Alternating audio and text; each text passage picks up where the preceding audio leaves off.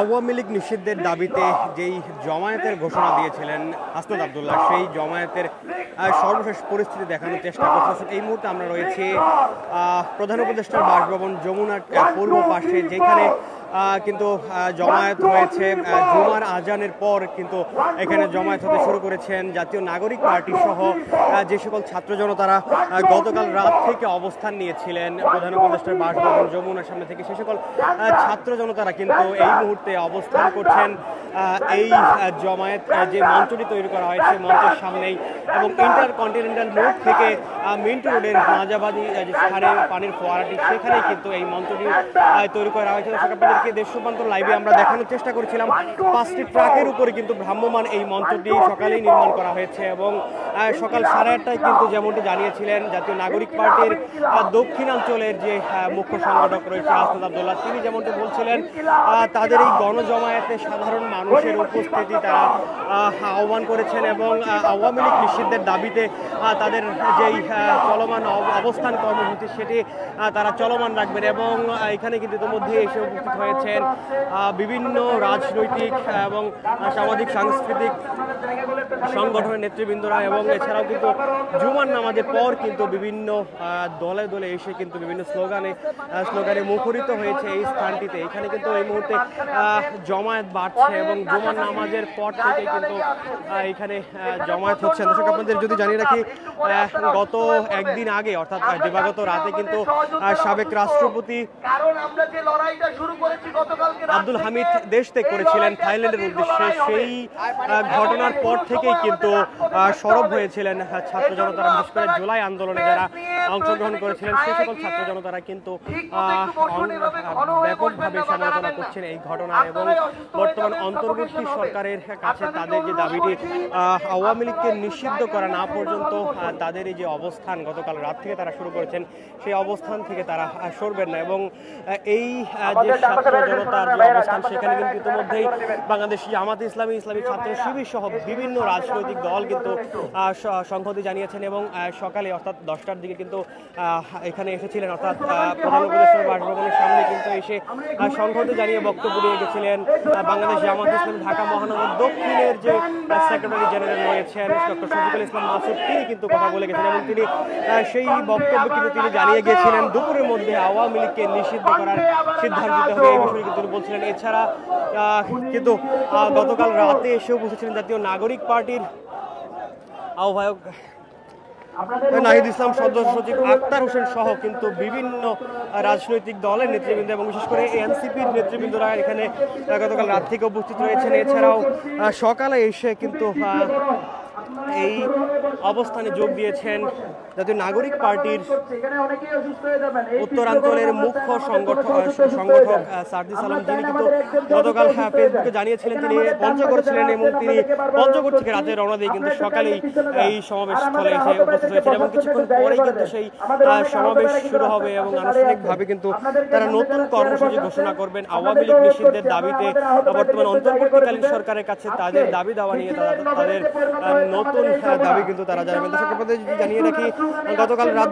10টায় অন্তর্বর্তী সরকারের প্রধান উপদেষ্টা ডক্টর মোহাম্মদ ইউনূসের বাসভবনের সামনে এই জমায়েত অর্থাৎ এই অবস্থানটি শুরু হয়েছিল। তখন কিন্তু সেই হাসনাত আব্দুল্লাহর সাথে কিন্তু এসেছিলেন কওমি মাদ্রাসার শিক্ষার্থীরা, এবং তাদের বেশ উপস্থিতি কিন্তু লক্ষ্য করা যাচ্ছে, এবং তারা বলছিলেন যে গত 2013 সালে যে 13ই মে হেফাজতে ইসলামের নেতৃবৃন্দের উপর যেভাবে হামলা হয়েছিল এবং সাধারণ মানুষ সেভাবে নিহত হয়েছিল, সেই ঘটনা সহ পিলখানা হত্যাকাণ্ড সহ বেশ কিছু বিষয় তারা বলছিলেন। সেই ঘটনা এবং বিগত জুলাই আন্দোলনে যে হত্যাকাণ্ডের ঘটনা ঘটেছে সেই হত্যাকাণ্ডের ঘটনাগুলোর দ্রুত বিচার করতে হবে। একই সাথে তারা বলছিলেন আওয়ামী লীগকে নিষিদ্ধ করতে হবে, এবং গতকাল রাত 10টা নাগাদ কিন্তু অন্তর্বর্তীকালীন সরকারের ক্রীড়া উপদেষ্টা আসিফ মাহমুদ সজীব ভুঁইয়া কিন্তু সামাজিক যোগাযোগ মাধ্যমে একটি বিষয় জানিয়েছিলেন, স্বেচ্ছাসেবক লীগ এবং যুবলীগকে নিষিদ্ধের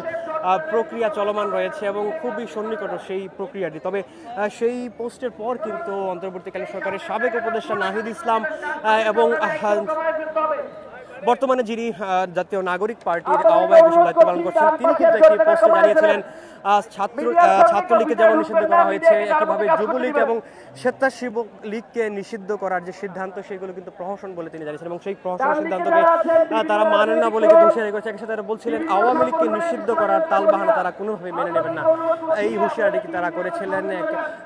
এবং যে বিষয়টি কিন্তু কিছুক্ষণের মধ্যেই নতুন একটি কর্মসূচি ঘোষণা করবেন বৈষম্য বিরোধী ছাত্র আন্দোলনের যে সমন্বয়করা রয়েছেন, বিশেষ করে হাসনাত আব্দুল্লাহ, সার্জিস আলম সহ যারা নেতৃস্থানীয় ছিলেন, তারা কিন্তু আজকের এই সমাবেশের ডাক দিয়েছে। বিশেষ করে হাসনাত আব্দুল্লাহ সকাল 8:30 নাগাদ কিন্তু সংবাদ সম্মেলনে গণমাধ্যমে এই বিষয়টি বলেছিলেন যে তারা প্রধান উপদেষ্টার বাসভবনে গতকাল রাত থেকে অবস্থান করছেন এবং সকাল 8:30টার দিকে তিনি নতুন যে কর্মসূচি সেটি ঘোষণা করবেন এবং সেই জন্য কিন্তু জমায়েতের আহ্বান করেছেন। এই জমায়েত কিন্তু কিছুক্ষণের মধ্যেই শুরু হতে যাচ্ছে এবং যেখানে কিন্তু ছাত্র জনতার উপস্থিতি লক্ষ্য করা যাচ্ছে এবং জুমার নামাজের পর এই উপস্থিতি কিন্তু বেড়েই চলেছে এবং ছোট ছোট দলে কিন্তু স্লোগান নিয়ে তারা এই মুহূর্তে প্রধান উপদেষ্টার যে বাসভবন রয়েছে যমুনার সামনে যেই সমাবেশ স্থল, সেখানে কিন্তু এসে উপস্থিত যেমনটি বলেছিলেন গতকাল রাত থেকে কিন্তু হাসনাত আব্দুল্লাহ সহ কিন্তু বেশ জাতীয় নাগরিক পার্টির নেতৃবৃন্দরা উপস্থিত হচ্ছেন। এছাড়াও কিন্তু জামাতে ইসলামের নেতাকর্মীরা উপস্থিত হয়েছেন, এছাড়া ইসলামী ছাত্র শিবিরের নেতৃবৃন্দরাও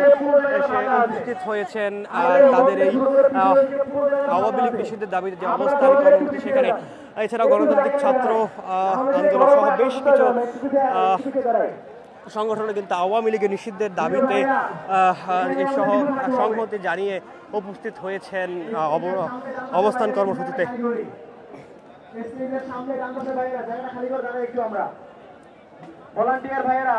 তীব্র গরমে কিন্তু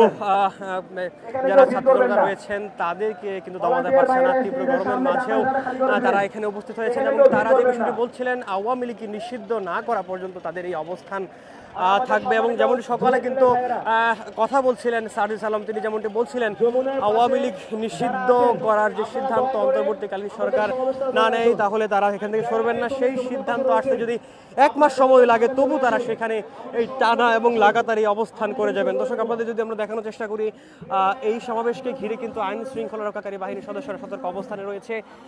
মিন্টু রোড সহ বিশেষ করে এইটি যেহেতু অন্তর্বর্তীকালীন সরকারের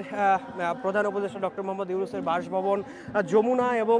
মিন্টু রোডে কিন্তু রয়েছে ডিবি কার্যালয়, এছাড়া বিভিন্ন স্থাপনা কিন্তু রয়েছে এবং সেই বিষয়গুলো লক্ষ্য রেখে কিন্তু আইন শৃঙ্খলা রক্ষাকারী বাহিনীর সদস্যরা গতকাল রাত থেকে অবস্থান নিয়েছেন এবং এই যে রোডটি রয়েছে ইন্টারকন্টিনেন্টাল মোড় থেকে কাকরাইল মোড় পর্যন্ত যেই সড়কটি কিন্তু গতকাল রাতেই কিন্তু বন্ধ করে দিয়েছে ডিএমপি এবং যার কারণে কিন্তু এই সড়কে যান চলাচল একেবারেই বন্ধ রয়েছে এবং আন্দোলনকারীরা কিন্তু এই মুহূর্তে প্রধান উপদেষ্টার বাসভবন থেকে চলে এসেছেন সমাবেশস্থলে এবং এই সমাবেশস্থলে কিন্তু ছাত্র জনতার উপস্থিতি বেশ বেড়েছে। কিছুক্ষণের মধ্যেই কিন্তু শুরু হবে এবং এই স্লোগান কিন্তু তারা গতকাল রাত থেকেই চালিয়ে যাচ্ছেন। দর্শক, আপনাদেরকে আমরা সকালে দেখানোর চেষ্টা করছিলাম যখন মঞ্চটি প্রস্তুত করা হচ্ছিল, 5টি ট্রাকের উপর কিন্তু এই ভ্রাম্যমাণ মঞ্চটি প্রস্তুত করা হচ্ছিল।